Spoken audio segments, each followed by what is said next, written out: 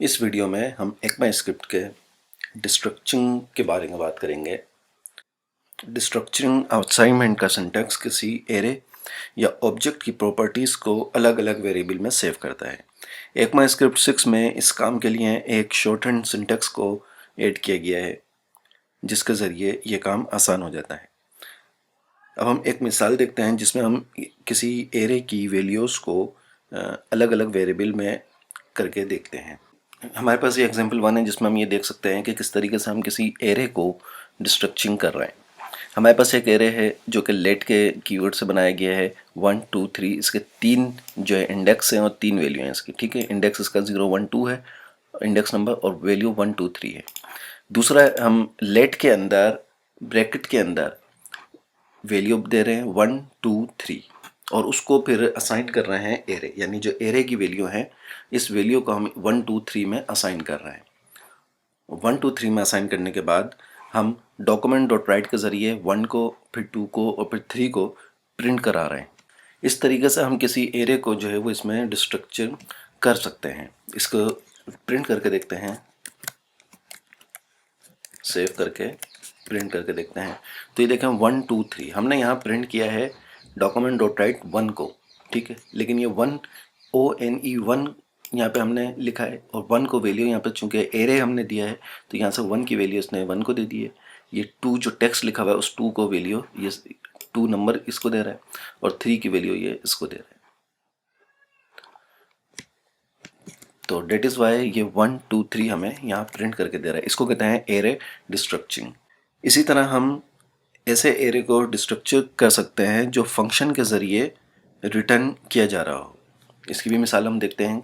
ये हमारे पास एग्जाम्पल 2 है जिसमें हम एक एरे को डिस्ट्रक्चरिंग कर रहे हैं जिसके अंदर फंक्शन है और वो फंक्शन रिटर्न कर रहा है। सबसे पहले इसमें देखते हैं कि हमने एक फंक्शन बनाया हुआ है ECMAScript में और वो फंक्शन पैरेंथेसिस में कुछ नहीं रह रहा, ब्लैंक पैरेंथेसिस है।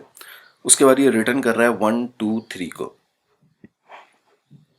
फिर हम लेट के ज़रिए वेरिएबल बना रहे हैं, फर्स्ट और सेकंड को खाली रख रहे हैं, फिर थर्ड, ठीक है।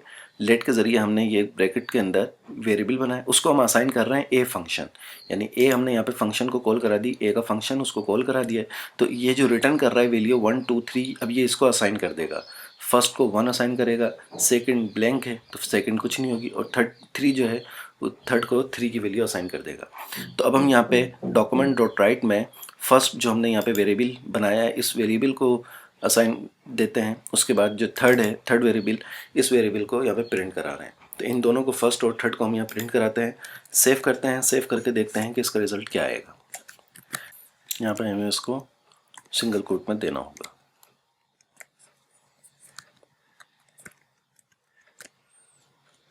तब ये वैल्यू लेगा। सिंगल कोट में इसको सेव करते हैं। सेव करके अब हम इसे, ये देखें, अब इसने 1 और 3 यहाँ पे लिया है। चूँकि हमने यहाँ पे इसको सिंगल कोट नहीं करा था तो सिंगल कोट में हमने 1 2 3 को सिंगल कोट में करा है। उसके बाद हम फर्स्ट और थर्ड ले रहे हैं, बीच में सेकंड जो है उसको ब्लैंक रखा है, और इन वेरिएबल को हम ए के जो फंक्शन है उस फंक्शन से असाइन कर रहे हैं। तो इसके अंदर जो रिटर्न ये 1 कर रहा है, ये फर्स्ट को 1 कर रहा है, 2 ब्लैंक है और 3 यहाँ पे थर्ड को दे रहा है। उसके बाद हम प्रिंट करवा रहे हैं डॉक्यूमेंट डॉट राइट में फर्स्ट को और थर्ड को। इसी तरह यह सिंटैक्स किसी असाइनमेंट को आसान बनाता है और वैल्यूज़ को स्वैप, यानी वैल्यूज़ को आपस में तबादला भी कर देता है। आपस में वैल्यूज़ को स्वैप करता है, यानी एक की वैल्यू दूसरे को और दूसरे की वैल्यू एक को दे देता है। इसकी भी हम प्रैक्टिकल करके एक एग्जांपल देखते हैं। ये हमारे पास एग्जांपल 3 है जो कि असाइनमेंट सिंप्लीफाइज असाइनमेंट, यानी असाइनमेंट को ये कितना सिंपल करता है और वैल्यूज़ को कैसे स्वैप करता है। यहाँ पे हमने लेट के ज़रिए कुछ वेरिएबल्स बनाए। एक वेरिएबल बनाया हमने w, एक बनाया x, इनको कोई वैल्यू असाइन नहीं करी। उसके बाद y को हम वैल्यू असाइन कर रहे हैं 4, और z का जो वेरिएबल हमने बनाया उसको हम वैल्यू असाइन कर रहे हैं 8। उसके बाद हम ब्रैकेट के अंदर स्क्वायर ब्रैकेट में w लेते हैं जिसको कोई वैल्यू नहीं दी, x को हम यहाँ पे वैल्यू दे रहे हैं 6। उसके बाद हम ब्रैकेट से बाहर इज इक्वल टू, यानी वैल्यू असाइन का ऑपरेटर लगा रहे हैं। उसके बाद हम ब्रैकेट के अंदर 2 देते हैं, तो चूंकि ये x इज इक्वल टू 6 है, w ब्लैंक है, तो W को ये 2 की वैल्यू असाइन कर देगा। तो ये भी तरीका है वैल्यू असाइन करने का। और दूसरा, अब यहाँ पे हम वैल्यू स्विप कैसे करते हैं, ये सिंप्लीफाई वे है वैल्यू असाइनमेंट का। और दूसरा ये स्विपिंग है कि किस तरीके से हम y और z को पहले हमने लिया, y की वैल्यू 4 है, z की वैल्यू 8 है, इसको हमने किया इज इक्वल टू, और ब्रैकेट के अंदर फिर z y कर दिया, यानी जो y है उसकी वैल्यू z हो जाएगी, z की वैल्यू हो जाएगी यानी 8। ठीक है, तो अब ये y 4 नहीं है बल्कि 8 है, इसको हम प्रिंट करके देखेंगे। इसी तरह ये z अब 8 नहीं है बल्कि y की वैल्यू इसकी जगह स्विप हो गई है, तो y की वैल्यू z पे आ गई है। तो इस तरीके से हम इसमें वैल्यू स्विप कर सकते हैं एक स्क्रिप्ट 6 में, और इसी तरीके से इसको वैल्यू सिंप्लीफाइज असाइनमेंट बना सकते हैं। इसको सेव करते हैं, सेव करके प्रिंट करके देखते हैं कि हमने पहले w x y z को प्रिंट कराया है। रिफ्रेश करते हैं तो ये देखिए 2684 2684 आ रहा है। तो 2 चूंकि ये w यहाँ पे 2 इसको दिया गया है, x पर 6 आ रहा है, 6 यहाँ पे हमने इसको असाइन किया है, और y पे जो है ये 8 ले रहा है। ये देखें y पे 8 और 4 है, तो y 8 इसलिए रह रहा है कि यहाँ पे y है और इसको यहाँ पे हमने असाइन करा दिया, स्विप करवा दिया कि z की वैल्यू y को दे दो और जो y की वैल्यू है वो z को दे दो। ठीक है, तो इस तरीके से हम इसके अंदर स्विपिंग वगैरह कर सकते हैं। अब हम बात करते हैं, ये हमने बात करी है एरे डिस्ट्रक्टिंग की, अब हम बात करते हैं ऑब्जेक्ट डिस्ट्रक्टिंग की। ऑब्जेक्ट को भी किस तरीके से हम इसमें से तोड़ सकते हैं। एरे डिस्ट्रक्टिंग की तरह ऑब्जेक्ट डिस्ट्रक्टिंग को भी प्रॉपर्टीज़ को वेरिएबल में हम सेव कर सकते हैं, उसको भी अलग से तोड़ के वेरिएबल में सेव कर सकते हैं। उसके लिए एक मिसाल हम देखते हैं। ये हमारे पास ऑब्जेक्ट डिस्ट्रक्टिंग के एग्जाम्पल है, जो कि एग्जाम्पल नंबर 4 है, जिसमें हम ये देखेंगे किस तरीके से हम ऑब्जेक्ट को डिस्ट्रक्टिंग कर सकते हैं। हमारे पास एक ऑब्जेक्ट है OBJ के नाम से, जिसके 2 ऑपरेटर प्रॉपर्टीज़ दी गई हैं, एक H और एक S। ठीक है, ये हमारे पास ऑपरेटर है। ऑब्जेक्ट डॉट एच प्रॉपर्टी है जिसको 100 है, ऑब्जेक्ट डॉट एस ट्रू है। यहाँ पे अब हम एक वेरिएबल ले रहे हैं, ऊपर हमने एरे के लिए ब्रैकेट में वेरिएबल लिए थे। ठीक है, और यहाँ पे ये चूंकि ऑब्जेक्ट है तो ऑब्जेक्ट के लिए हम कर्ली ब्रैकेट्स के अंदर वेरिएबल ले रहे हैं। लेट के नाम से लेट के कीवर्ड से हम वेरिएबल बना रहे हैं। एच और एस 2 की वेरिएबल हमने बनाए। अब उन्हें असाइन कर रहे हैं वैल्यू OBJ का जो ऑब्जेक्ट हमारे पास है उससे। इसको यहाँ पे फिर उसके बाद हम h को कॉल प्रिंट करवा रहे हैं, उसके बाद s को प्रिंट करा रहे हैं। ये हमें ऑब्जेक्ट डॉट s के बजाय सिर्फ s के ऊपर ही प्रिंट वैल्यू प्रिंट करके देगा। सेव करते हैं, सेव करके इसको रिफ्रेश करते हैं तो ये देखिए कि यहाँ पे h है, h की वैल्यू 100 है, s ट्रू है तो ये 100 और ट्रू इसने हमें यहाँ पे प्रिंट करके दिया है। तो इस तरीके से हम किसी भी ऑब्जेक्ट को जो है वो डिस्ट्रक्ट कर सकते हैं। हम ऑब्जेक्ट को डिक्लेयर किए बगैर असाइन कर सकते हैं, लेकिन इसके लिए हमें थोड़ा सा इसमें सिंटैक्स को जो है वो चेंज करना पड़ेगा। उसकी भी एक एग्जांपल इसमें हम देखते हैं कि किस तरीके से हम ऑब्जेक्ट को यहाँ डिक्लेयर किए बगैर असाइन कर रहे हैं। यह हमारे पास एग्जांपल नंबर 5 है, जिसमें हम ये देखेंगे कि किस तरीके से ऑब्जेक्ट को असाइन किया जाता है विदाउट डिक्लेरेशन। उसके लिए हमारे पास सिंटैक्स में एक सेमीकोलन और 2 ब्रैकेट्स जो कि पैरेंथेसिस है, ये इसका सिंटैक्स है। सिंपल सा सिंटैक्स है इसका, 2 पैरेंथेसिस और लास्ट में सेमीकोलन। तो ये सेमीकोलन और ये 2 पैरेंथेसिस है, इन 2 के दरमियान हमें वर्क करना है। तो पहले हमने लेट प्रॉपर्टी 1 एक वेरिएबल बनाया, लेट प्रॉपर्टी 2 ये दूसरा वेरिएबल बनाया। इनको सिर्फ वेरिएबल डिक्लेयर अभी असाइन नहीं किया हमने। उसके बाद इन पैरेंथेसिस के अंदर हमने प्रॉपर्टी 1 प्रॉपर्टी 2 को असाइन किया है। प्रॉपर्टी 1 की को वैल्यू दी हमने हेलो, और फिर प्रॉपर्टी 2 को हमने वैल्यू दी दूसरी जे। उसके बाद हम इसको प्रॉपर्टी 1 को जो है वो प्रिंट करवा रहे हैं, यहाँ पे प्रॉपर्टी 2 को हम प्रिंट करवा रहे हैं। इसको विदाउट डिक्लेरेशन है, यानी इसको ऑब्जेक्ट हमने डिक्लेयर नहीं किया। यहाँ पे हमने पहले वेरिएबल बनाए, वेरिएबल बना के कर्ली ब्रैकेट्स के अंदर हम इन दोनों वेरिएबल को यहाँ पे असाइन कर रहे हैं वैल्यू, प्रॉपर्टी 1 ये और प्रॉपर्टी 2 को दिए। उसके बाद हम वेरिएबल्स प्रिंट करा रहे हैं, ऑब्जेक्ट प्रिंट नहीं करा रहे। ठीक है, इसको सेव करते हैं, सेव करके रिजल्ट देखते हैं। तो ये देखिए हेलो चेक। अब हम इसकी एक और एग्जांपल देखते हैं कि किस तरीके से हम दूसरा तरीका है जिस तरह हम विदाउट डिक्लेरेशन ऑब्जेक्ट को असाइन कर सकते हैं। यहाँ पे हमारे पास लेट डायरेक्टली हमने वो ब्रैकेट नहीं लगाया, ये जो ब्रैकेट थे जो इसका सिंटैक्स का ब्रैकेट है, इसके अलावा भी हम कर सकते हैं। हमने यहाँ ब्रैकेट नहीं लगाया बल्कि डायरेक्टली लेट और कर्ली ब्रैकेट्स के अंदर हमने प्रॉपर्टी 3 प्रॉपर्टी 4 के नाम से दो वेरिएबल बनाए, फिर उनको यहाँ पे असाइन कर रहे हैं हम। कर्ली ब्रैकेट्स के अंदर प्रॉपर्टी 3 हेलो और प्रॉपर्टी 4 पे हम यहाँ पे चूंकि मिक्स हो जाएगा इसलिए नाम चेंज कर लेते हैं बेग। डॉक्यूमेंट डॉट राइट पे हम प्रॉपर्टी 3 को प्रिंट करा रहे हैं और प्रॉपर्टी 4 को प्रिंट करा रहे हैं। तो दोनों तरीके हैं, इन दोनों तरीक़ों से हम डिक्लेरेशन जो है वो विदाउट ऑब्जेक्ट के कर सकते हैं।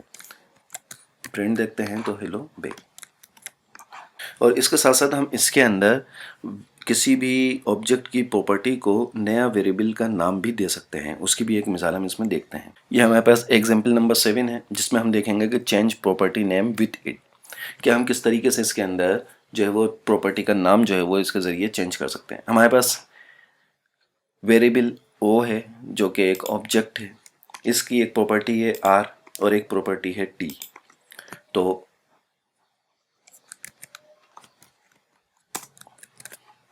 प्रॉपर्टी आर 42 है, टी ट्रू है, ठीक है। अब हमने एक और वेरिएबल लिया जिसमें हम आर को फू कह रहे हैं, फू की वैल्यू दे रहे हैं, और टी को बार की वैल्यू हम उसको असाइन कर रहे हैं, और इसको असाइन कर रहे हैं हम 0। तो इससे क्या होगा कि ये प्रॉपर्टी का जो नेम है, प्रॉपर्टी की जो नेम है उनको चेंज कर देगा। इसको मैं नीचे करता हूँ, इनको कमेंट कर देते हैं। कमेंट करके सबसे पहले मैं इनको दिखाता हूँ। तो हमने यहाँ पे चूँकि आर लिया है और टी है, तो हम आर और टी को कॉल करेंगे तो ये हमारे पास it's create error because r 42 is now foo 42, यानी हम आर यहाँ पे प्रिंट करवा रहे हैं, इसी तरह हम यहाँ पे टी जो है वो प्रिंट करवा रहे हैं। तो अब आर और टी प्रिंट नहीं होगा, लेकिन इसने जो है ना नाम तब्दील कर दिए हैं। जो ओ का जो ऑब्जेक्ट है उस ऑब्जेक्ट के अंदर जो इसके आर और टी का नाम था, अब वो आर और टी का नाम तब्दील हो गया है। अब वो नाम फू हो गया है, आर का नाम फू है और टी का नाम बार है। तो हम यहाँ पे आर और टी प्रिंट करवाएंगे, सेव करके इसको चेक करें तो ये हमें कंसोल में हम देखेंगे तो ये एरर शो करेगा। ये देखें आर इज़ नॉट डिफाइंड। पीछे जाते हैं, आर को कमेंट कर देते हैं, सेव करके अब हम करें तो अब हमें टी का एरर देगा। ये देखें टी इज़ नॉट डिफाइंड। इसको बंद करते हैं। अब हम इसको भी कमेंट करते हैं और यहाँ पे हम फू और बार को प्रिंट करते हैं। तो चूंकि नाम हमने स्वेप करा दिए हैं, नाम चेंज हो चुके हैं इसके इस मेथड के ज़रिए, अब यहाँ पे हमें 42 और ट्रू दे रहा है, जबकि यहाँ पे हमने वैल्यू आर को दी है, यहाँ वैल्यू टी को दी है, लेकिन यहाँ पे इसने नाम चेंज कर दिए हैं। आर को फू का नाम दे दिया है, बार को टी का नाम दे दिया है, और यहाँ पे ऑब्जेक्ट की वैल्यूज़ यहाँ से उसने ले ली हैं, ठीक है। इसी तरह हम इसमें किसी वेरिएबल की डिफ़ॉल्ट वैल्यू को भी सेट कर सकते हैं। यानी अगर किसी वजह से ऑब्जेक्ट की प्रॉपर्टी वैल्यू ना दे या अनडिफाइंड हो तो डिफ़ॉल्ट वैल्यू उसकी प्रिंट हो जाए। उसकी एक एग्जांपल देखते हैं। ये हमारे पास एग्जांपल नंबर 8 है, जिसमें हम चेंज प्रॉपर्टी वैल्यू और set default value with it, इसके ज़रिए हम प्रॉपर्टी की वैल्यू को, ऊपर हमने प्रॉपर्टी की नाम को चेंज किया था, ठीक है, प्रॉपर्टी का जो नेम है, यहाँ पे हम प्रॉपर्टी की वैल्यू को चेंज करेंगे या फिर सेट डिफ़ॉल्ट वैल्यू को सेट करेंगे। यहाँ पे हमारे पास ऑब्जेक्ट 2 है, उसकी एक आईडी है वैल्यू और एक है नेम।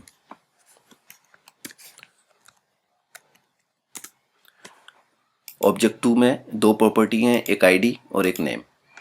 लेट के ज़रिए, लेट और कर्ली ब्रैकेट्स के ज़रिए हमने आईडी को 10 वैल्यू दी है, यहाँ पे आईडी 42 है, फिर एज हमने 20 दी है और नाम को हमने सिंपल लिया है। उसके बाद इसको असाइन किया ऑब्जेक्ट 2।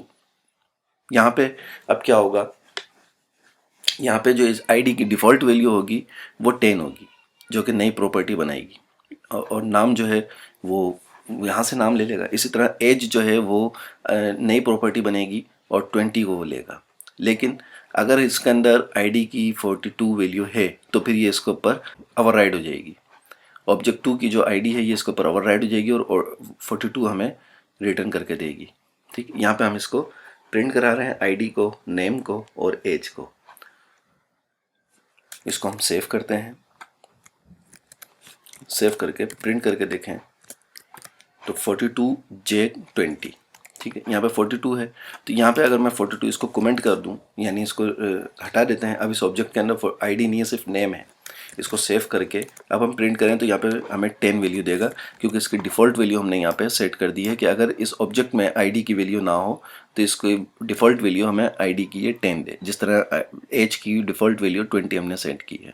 और अगर इसको हम वापस ऑन कर दें और फिर रिफ्रेश करके देखें तो अब इसकी वैल्यू ही 42 हमें दे रहा है। तो ये तरीके थे कुछ ऑब्जेक्ट के कि किस तरीके से हम इसके अंदर डिस्ट्रक्चर जो है वो एरे को कर सकते हैं और ऑब्जेक्ट को डिस्ट्रक्चर कर सकते हैं, यानी किसी भी एरे को तोड़ के उसकी वैल्यूज़ को लेना अलग अलग, और इसी तरीके से किसी भी ऑब्जेक्ट को तोड़ के उसकी अलग अलग वैल्यू को लेना, और बगैर ऑब्जेक्ट के भी हम वैल्यूज़ को किस तरह असाइन कर सकते हैं।